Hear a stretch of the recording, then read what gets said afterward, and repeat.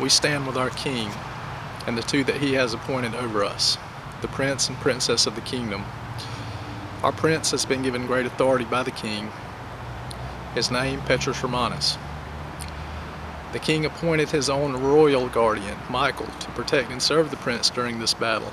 Nobody messed with Michael. Word of his expertise in battle had gotten around.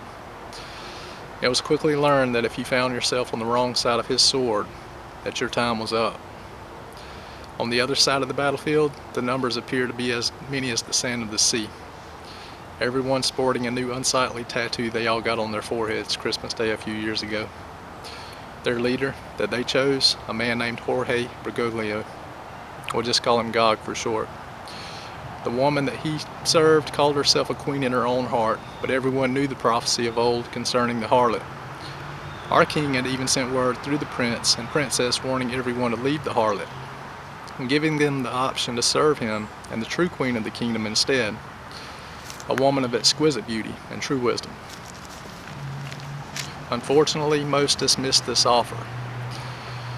Now in this battle, our enemies had learned a lot of forbidden knowledge over the last 100 years or so. Advanced weaponry that they used even against their own people at times. They used this weaponry against our Prince and Princess, and against those who had chosen to serve their King.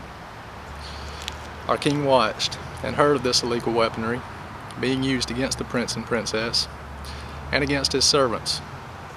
He allowed them to do this, as he had a reputation of allowing his enemies to determine the measure that they receive by the measure that they gave him.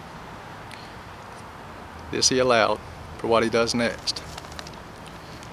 Later, when some of these people who used this weaponry were eventually stopped and had to come before the King to explain themselves, after hearing many of them proclaim that they were just following orders, or that they believed it was the right thing to do, the King answered them, "Truly I say to you, as you did it to one of the least of these my brethren, you did it to me."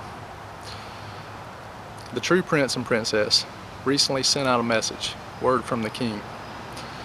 The message was dated November 4th, 2019, and I'll now read the last few sentences of that message.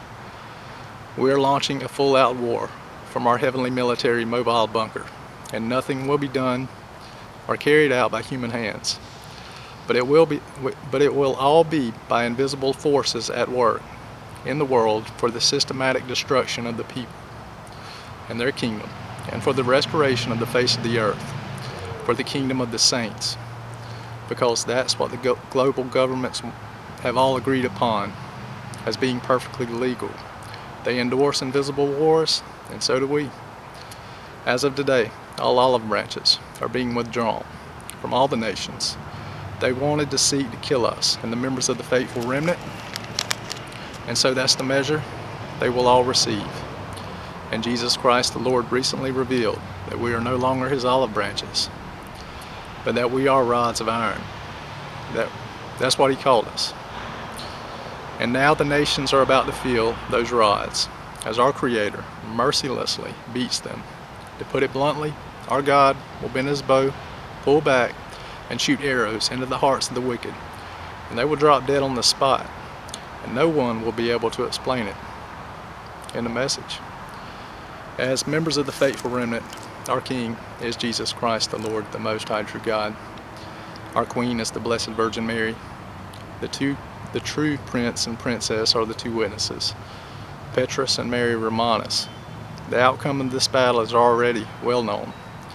Where would you like to be standing when all is said and done in the Battle of Armageddon? My name is Scott, and thanks for watching my video.